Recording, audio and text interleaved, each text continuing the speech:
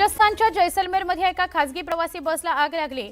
या दुर्घटनेमध्ये 20 प्रवाशांचा मृत्यू झालेला आहे। अत्यंत मोठी बातमी आहे। राजस्थानच्या जैसलमेरमधली बातमी आहे। एका खासगी प्रवासी बसला आग लागलेली आहे आणि या दुर्घटनेत 20 प्रवाशांचा मृत्यू झालाय। जैसलमेर इथून जोधपूरला ही बस निघाली होती। बसमधून 57 जण प्रवास करत होते। आग मात्र इतकी भीषण होती की काही मिनिटांमध्येच बस पूर्णपणे जळून खाक झाली, ज्वाळांमध्ये वेढली गेली। बसनं पेट घेतल्यावर घटनास्थळी प्रचंड धावपळ झाली।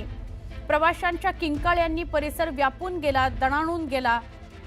ही दुर्घटना जैसलमेर इथून 20 किलोमीटर दूर थैयात या गावाजवळ घडलेली आहे। बस नेहमीप्रमाणे दुपारी जवळपास 3 वाजता जैसलमेर इथून जोधपूरकडे रवाना झाली होती। काल दुपारी 3ची ही घटना। यानंतर अचानक बसच्या मागच्या भागात धूर आला आणि बसनं पेट घेतलेला आहे।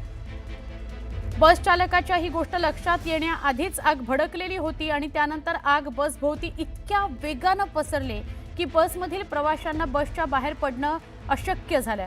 काहींनी प्रसंगावधान राखत बसच्या काचा फोडल्या आणि बाहेर उड्या टाकल्या, पण काही जण आगीच्या तावडीत सापडलेच।